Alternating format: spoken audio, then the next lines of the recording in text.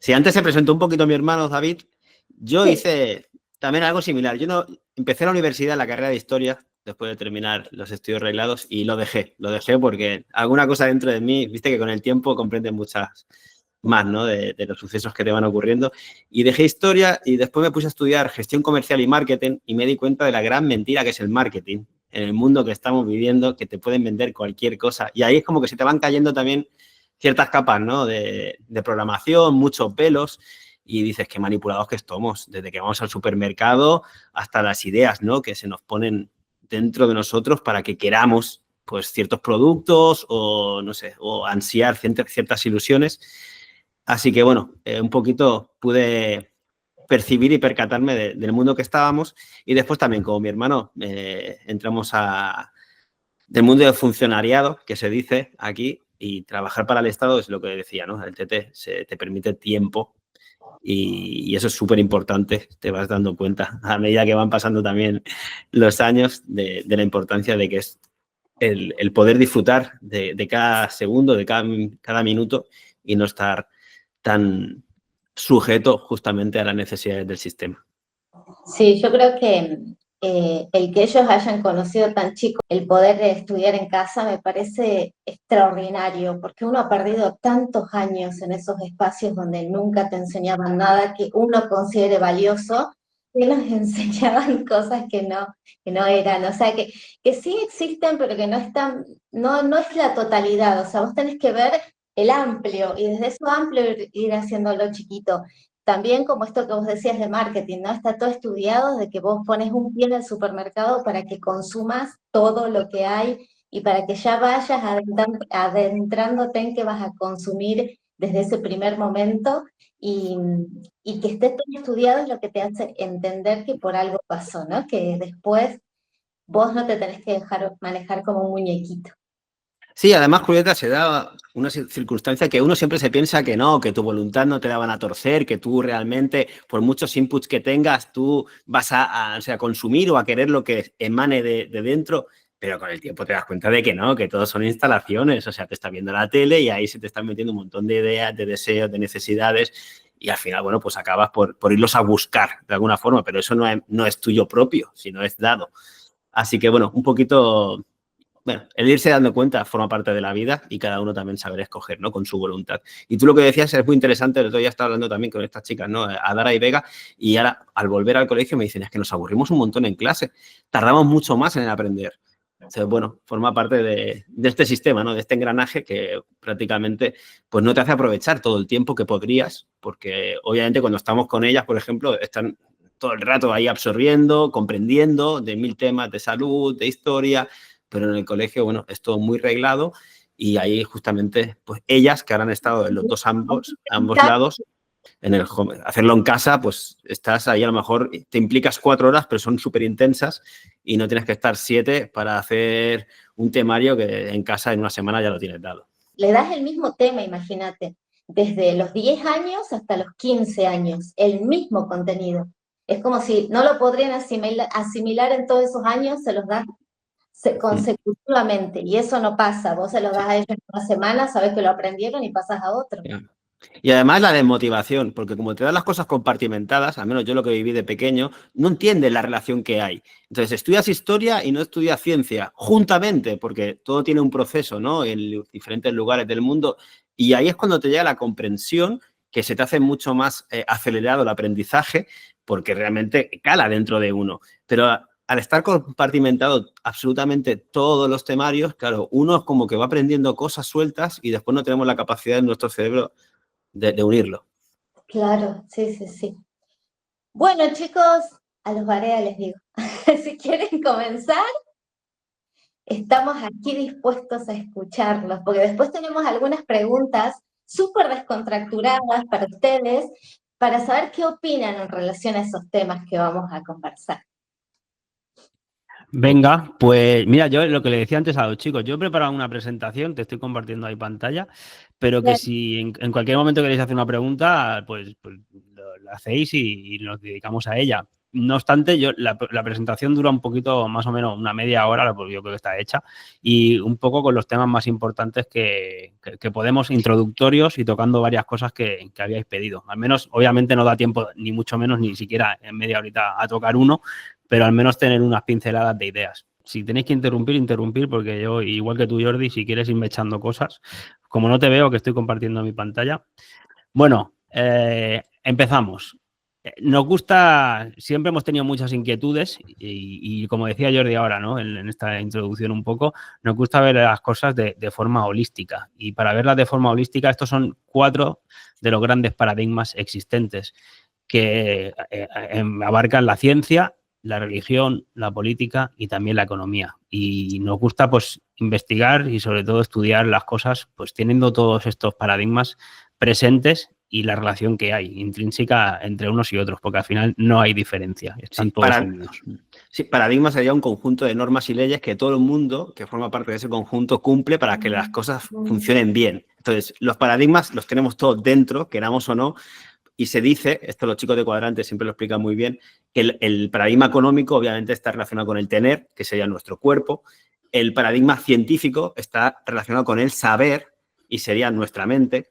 El paradigma religioso está relacionado con el creer, y sería nuestra alma, ahí vienen las religiones. Y el paradigma político, que capaz que es más importante, lo que pasa que como nos han hecho de alguna manera detectar a los políticos, lo tenemos muy fuera de nosotros, pero las relaciones que nosotros tenemos con cada uno de nuestros compañeros, eso es política también, saber negociar en cierto aspecto, ¿no? Y ese es el poder real, es nuestro poder y está relacionado con el espíritu, justamente con esa ética y también definido en muchas culturas con una espada portadora de realmente hacer lo que uno cree y no dejarse llevar por el ambiente. Bueno, pues dicho esto, rápidamente, el modelo oficial educativo que viene impuesto en todas las sociedades a día de hoy es un modelo educativo basado en el modelo prusiano. En Prusia, que es más o menos donde está ahora Rusia, es donde se fueron, por el final de 1700, se fueron todos los jesuitas prácticamente cuando los echaron de Europa, porque la orden jesuita es muy importante dentro de toda nuestra historia. Ahora veremos 2 pinceladas más. Pero es la orden académica y militar del Vaticano. Fueron los que se encargaron de ir por todo el mundo también cuando hubo todos los descubrimientos. Fueron allí a ver lo que había y de alguna manera también a convertir a la gente al cristianismo. Pero mucho más allá de eso también forjaron todo un modelo educativo que es el que a día de hoy ahora se aplica en todo Occidente, en todo el mundo prácticamente, porque al final nos quieren hacer desde niños ya, nos preparan también siendo jóvenes para el día de mañana, siendo adultos, que nos podamos integrar en un engranaje del sistema, ya sea como operario de una empresa o en conjunto del comercio que se hace, pero ya nos estructuran esas ideas. Y en las escuelas, sobre todo, ahí todos sentaditos en línea recta, obedeciendo, escuchando un montón de horas. Eso está basado también en un tema militar y eso lo implementaron en los jesuitas, es el modelo prusiano. Sí, es muy interesante esa orden, que tenéis que tener en cuenta que los echaron en 56 ocasiones de diferentes lugares del mundo, incluida España, obviamente. En Suiza, en la Constitución, está el artículo, bueno, estaba, no en la actual Constitución, sino en la que tenían antes, que no podían pisar suelo suizo, los propios jesuitas. O sea, imaginaos las dimensiones de lo que estamos hablando, ¿no? Y obviamente cuando fueron expulsados de todos los lugares, se fueron justamente a Prusia, como decía el Tete, con Catalina de la Grande y Federico de Prusia, y ahí, durante cierto tiempo, porque también fueron expulsados, porque ellos van como por libre, se infiltran, pero después, claro, se dan cuenta dónde están, que hay otros intereses, ¿no? Que no son los que te vendían. Entonces, bueno, fueron allá a Prusia y generaron todo este modelo educativo de prácticamente se puede sintetizar con levanta la mano y yo cuando te diga, puedes preguntar. Dentro de lo que es la religión cristiana hay muchas órdenes, los franciscanos, los jesuitas, etcétera, etcétera, y esta sería una que tiene muchísimo poder y lo ha tenido a lo largo de la historia. Y como te decía Jordi, por algo también ha sido incluso suprimida en varias ocasiones. Fue una orden militar y religiosa que la que lo fundaron son los sucesores de los templarios. Las familias de los Galcerán, los Pinós, los templarios me imagino que sí que te sonará alguna cosita más. Obviamente que estos son nombres también para que después vosotros pues, podáis indagar y buscar, ¿no? Por vosotros mismos, que es lo interesante. Pero te vas a dar cuenta que las mismas familias que habían creado los templarios, una vez fueron expulsados los templarios, eso viene por el Papa y el rey de Francia, pues de alguna manera se vinieron al sur de España, a Valencia, con las órdenes de Calatrava, y fundaron después la orden jesuita, que se hizo súper famosa con el famoso Concilio de Trento, en la época del cristianismo y protestantismo. Pero bueno, eso es para indagar ya vosotros. Pues en oposición un poquito a todo ese modelo educativo oficial que a día de hoy nos ha llegado, está lo que precisamente estáis practicando vosotros también, el homeschooling. Y como decíamos, está basado en una educación mucho más holística, con todos los paradigmas presentes, intentando buscar por relación entre todos ellos. De hecho, antiguamente se estudiaba también, no todo el mundo, sino los que tenían de alto rango y a los que querían poner también a dirigir ciertos lugares, lo que se llamaba el trivium y el quadrivium, el tercer y el cuarto camino. Y mirar precisamente eran las artes liberales en contraposición a las artes serviles de los esclavos, ¿no? del vulgo, de la gente normal, del populacho.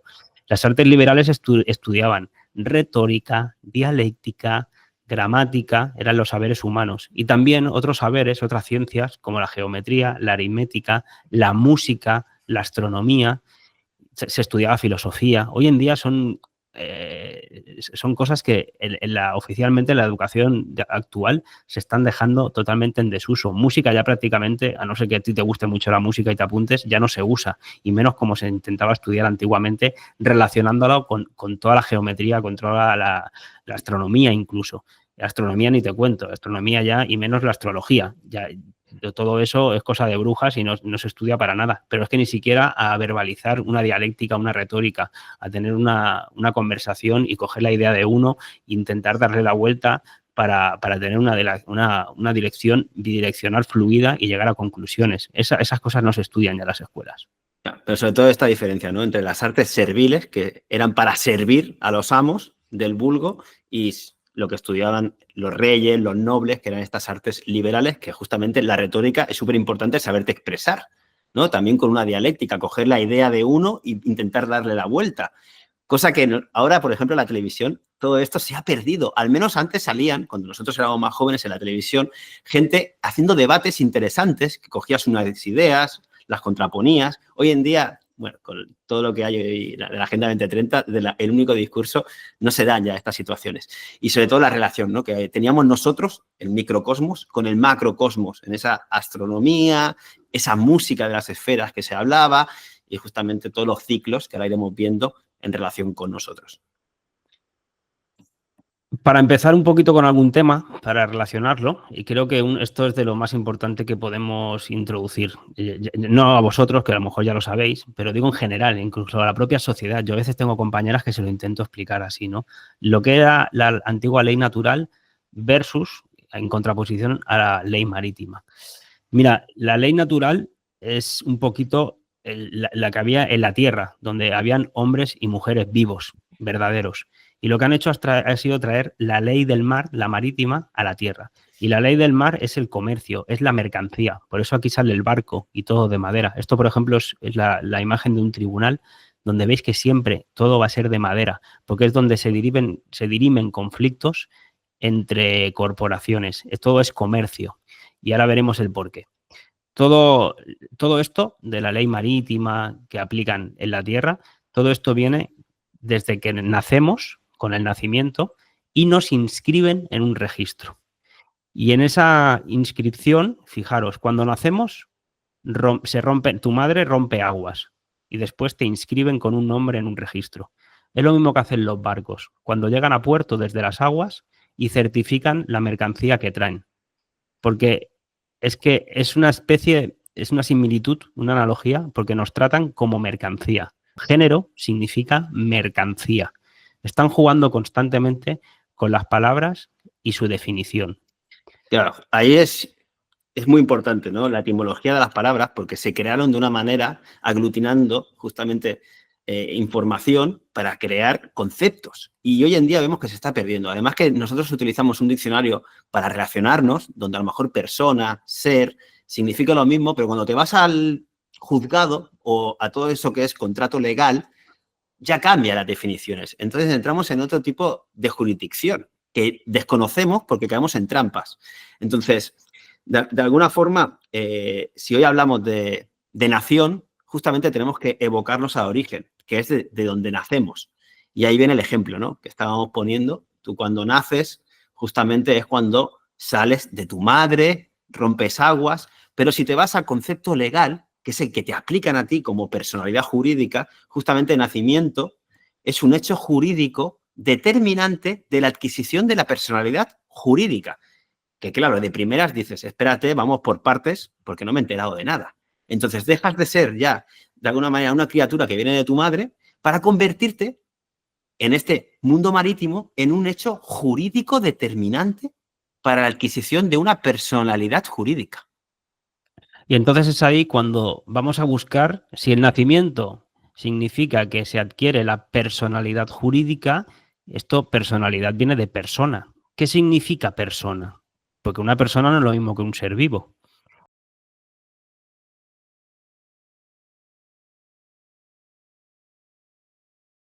¿Vos crees que esta manipulación de hacernos personas jurídicas, ¿no? En el caso cuando ya nos inscribimos en un registro, por eso el nombre con letras mayúsculas, ¿no? Como que todo eso es para hacernos mercancía, o sea, es como que esa es la vinculación, para entrar también en el idioma jurídico.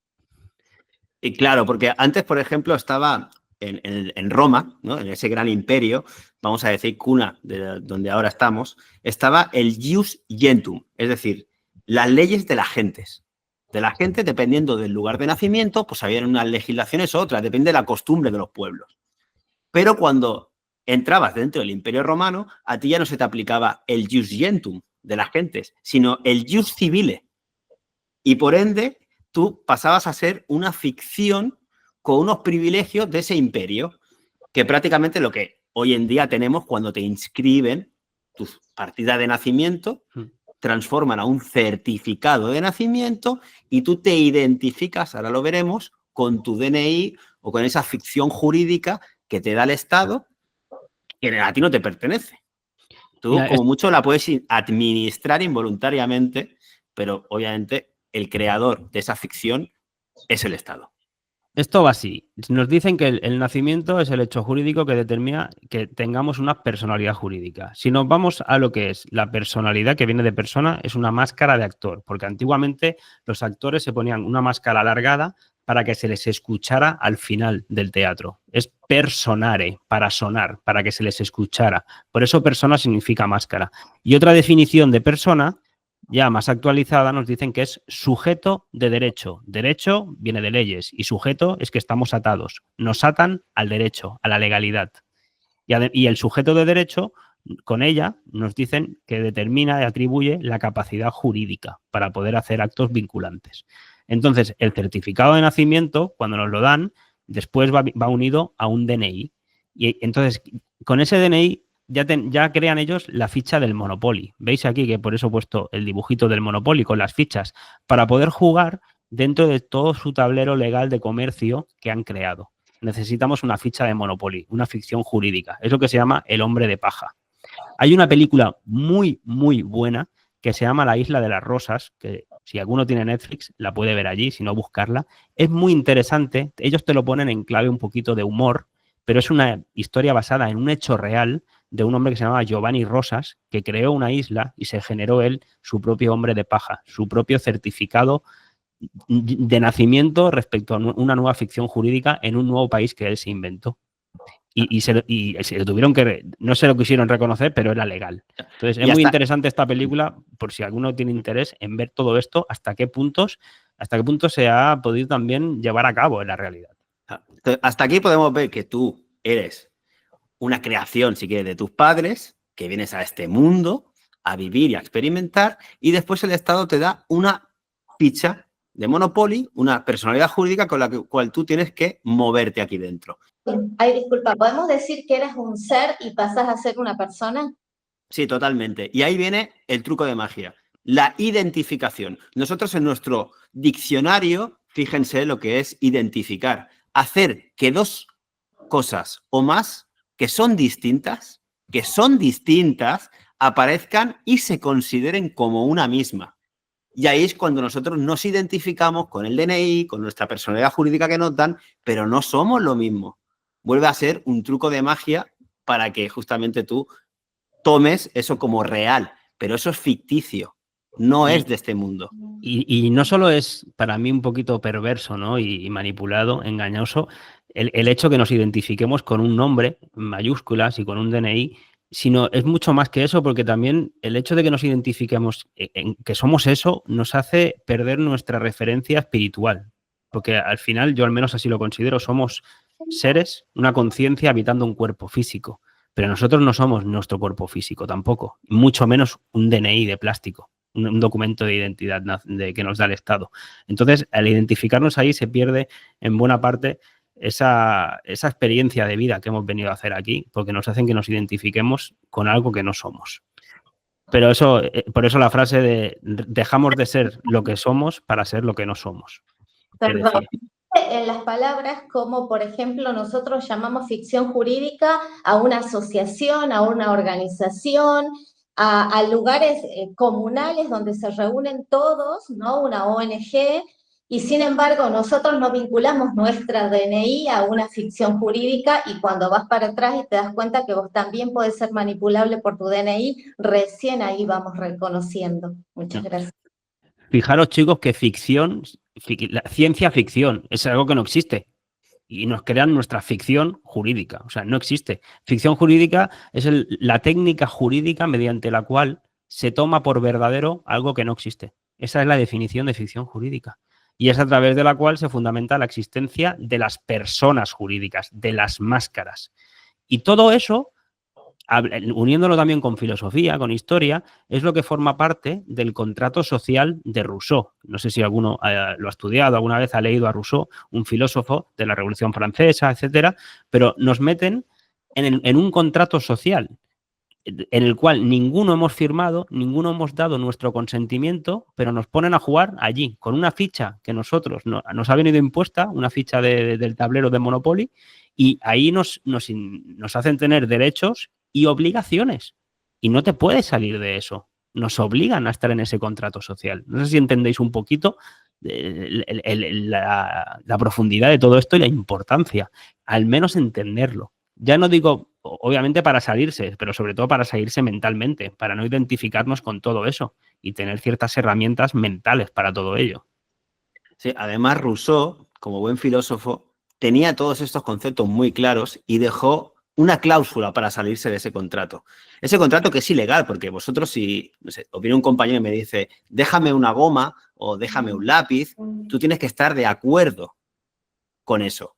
Pero nosotros, para estar de acuerdo, te tienen que explicar cuáles son un poquito los fundamentos, las cláusulas, los límites, las cláusulas, pero a nosotros no se nos explica nada. Se nos da por hecho. Por eso ese contrato sería ilegal o es ilegal realmente. Entonces Rousseau, lo que lo tenía muy claro, si lo puedes poner ahí en grande, Tete, porque dijo que de este contrato social que el Estado te lo impone al nacer sin explicación ninguna, podían salir los seres humanos. Es decir, está diferenciando muy claramente el ser humano, que es el real, que es el que le da vida e identidad a esa ficción jurídica dijéramos, el personaje de Monopoly que te establece el Estado cuando te registras en su lugar de propiedad.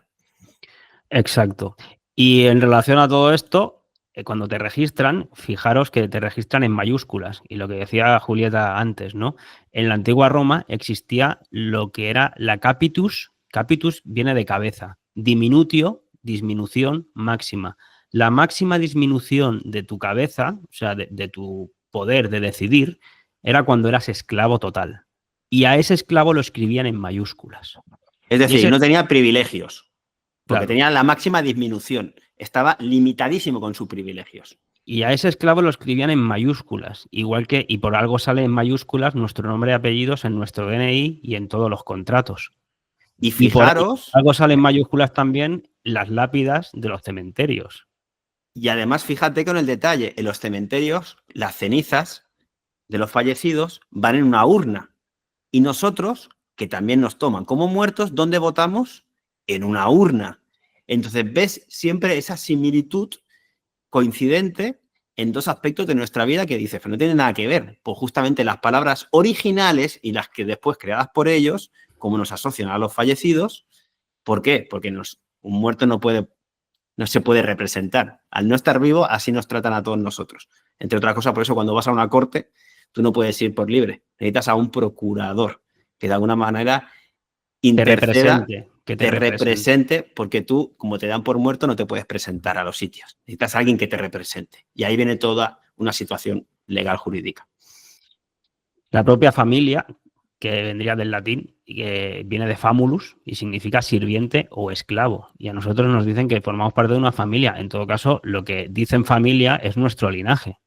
Nuestra gente que venimos del linaje viene de la línea de sangre, pero nos tratan como de familia, porque nos tratan como de esclavos y por eso nos imponen en el contrato social tantos derechos y obligaciones. Entonces, en el Imperio Romano justamente depende a qué familia pertenecieras, que era a tu amo, pues te daba unos privilegios u otros y tenías la capitis diminutio máxima, la media o la mínima. Sí, sí. Y bueno, para acabar con este tema y enlazarlo con el siguiente, fijaros, en inglés, ship, que es embarcación, barco, ship. Y a los ciudadanos, cuando los inscriben, dicen que les llaman citizenship, barco. La misma propia palabra de barco viene inscrita en la palabra ciudadanía. Y en muchas más palabras, ¿eh? El free and ship, o sea, hay muchas en inglés porque justamente el Imperio Británico lo que realmente hizo fue terminar de cerrar este círculo marítimo en nuestras legislaciones. Entonces no se pueden escapar de su propia etimología. Somos sujetos de derecho, estamos atados a su derecho a través de la ficha de Monopoly, que se crea cuando nos inscriben. Pero bueno, dicho lo cual, con una historia de la embarcación también, después de un gran diluvio que hubo en las aguas y alguien que resurgió, es por lo que también nos lleva a hablar de las bulas papales que nos habíais dicho que queríais tocar un poquito, ¿no? El origen de toda trampa es el derecho canónico, o sea, el derecho canónico es el que viene de la Iglesia. Y con esa historia del diluvio empezaron. Los papas antiguamente dictaban bulas papales. Eran documentos que se hacían antiguamente, obviamente, sobre piel de animales y eran el documento oficial sobre temas políticos y religiosos. Y una de las más famosas, que el origen, en parte, el que dio todo esto a la mercancía y a la ciudadanía, fue la bula Unam Sancta. Sí, ese es el gran conflicto que hubo con las dos espadas, justamente con el rey de Francia, de alguna manera peleado con el Vaticano, con el Papa del momento, que ese rey de Francia fue el que cerró, de alguna manera, a los templarios. Pero eso es otro tema. Entonces, justamente con esa bula estaba en conflicto quién tenía más poder. Si el rey, que tenía el poder sobre todos los hombres de la tierra, o el Papa, que tenía el poder espiritual. Por eso son las dos espadas de poder, del espíritu. Y obviamente que con la bula se acabó imponiendo el Papa, entonces toda la tierra está sujeta a ese pontífice, ¿no? Como único salvador que te puede dar la extrema unción para que seas liberado, ¿no? En el mundo que crearon religioso. Esta bula dicen que fue en el 1302. Posteriormente vino también otra bula muy famosa en 1455, que era la Romanus Pontifex.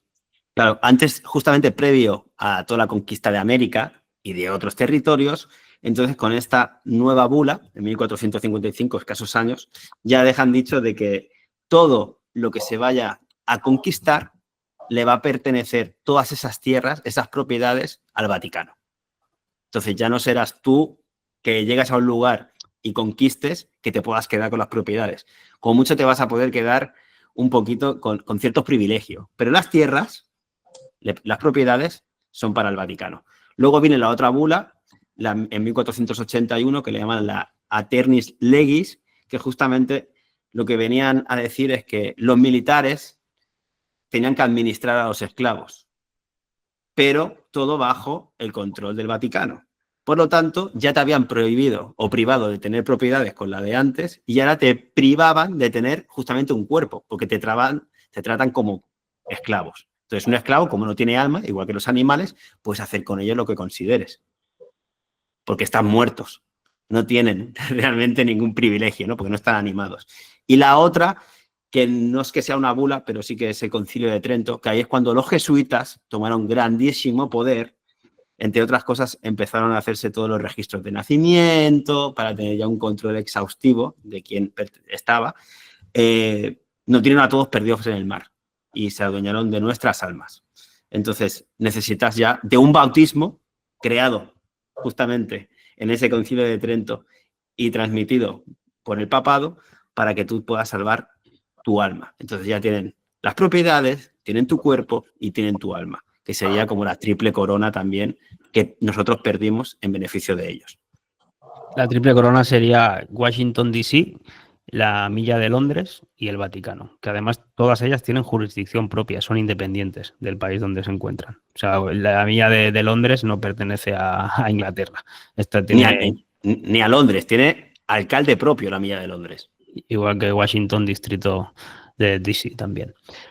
Bueno, pues esto nos parece súper interesante, no sé cómo lo veis vosotros, ahora si queréis seguimos con dos temas más que teníamos preparados, pero el tema de la ficción jurídica, que es con la que nos meten en este tablero de Monopoly, sobre todo, y además en este contrato social que hemos visto, pero que en el cual nadie nos explica nada. O sea, esto porque nosotros y otra gente lo ha investigado, lo ha intentado entender, pero nosotros nacemos y nos meten ya en esta rueda de hámster a trabajar, sobre todo nos preparan, nos forman para meternos en la rueda laboral y a trabajar incluso para otros o a pagar impuestos, pero no nos dicen ni nos explican de dónde viene toda esto, esclavitud moderna, por así decirlo, aunque nos hacen creer que somos libres.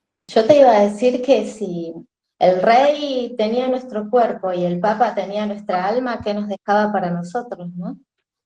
Bueno, es que justamente como nos han anulado nuestra capacidad de comprensión que somos un espíritu o algo más de lo que nos han dicho, entonces ni lo buscamos.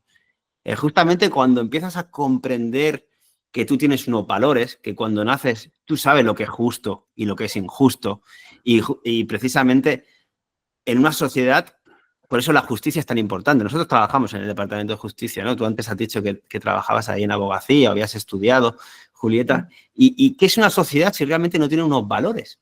Y unos valores hay que ejercerlos. Entonces, esta gente lo que ha hecho es transformar, como siempre, la palabra justicia por legalidad. Pero la legalidad está carente absolutamente de valores. Unos valores que nosotros venimos al mundo con algo, no somos una tabula rasa, como nos quiere hacer ver también la nueva psicología. Y a partir de ahí tenemos una conciencia. Entonces, fijaros cómo han ido transformando también todas esas definiciones. En la facultad nos estudia ya la psicología como alma, como aquel ente que te da vida y de alguna manera se quedan impregnados también las emociones, vida tras vida, como se conocía antes, sí que nos meten en un mundo lineal y que no cíclico. Entonces, todas esas cosas como que vienen dadas y realmente están modificando nuestra comprensión de nuestra realidad. Por eso hay que también, por uno mismo, revisionar y de alguna manera sacar sus propias conclusiones. La propia palabra ley es algo que nunca cambia en el tiempo, por eso es una ley, porque siempre se repite. Y ellos le llaman leyes a sus normas con rango de ley, a la legalidad, pero no son leyes, las leyes en todo caso son naturales, porque siempre se repiten, nunca se modifican. Siempre juegan con las palabras ellos. Y lo hacen a través de llevarnos a su legalidad, a sus reglas del juego, a sus reglas de su monopolio. Es como la ciencia nace justamente para comprender las leyes que rigen la naturaleza. Es decir, esa inteligencia que armoniza o que está detrás de todo, hasta desde un campo magnético hasta lo que está sucediendo, no sé, entre nosotros. Pero claro, la ciencia hoy en día han sustituido lo que es el concepto de Dios con todo lo que puede llegar a abarcar simplemente como inteligencia ordenadora. Y entonces ya no está buscando esa inteligencia, la está suplantando. Y podemos hacer lo que nos dé la gana sin estar sujetos a esas leyes que son perpetuas de las cuales formamos parte. Entonces hay un desconocimiento absoluto de nosotros y de la relación con el mundo. Fijaros el paradigma científico hacia dónde se le han llevado.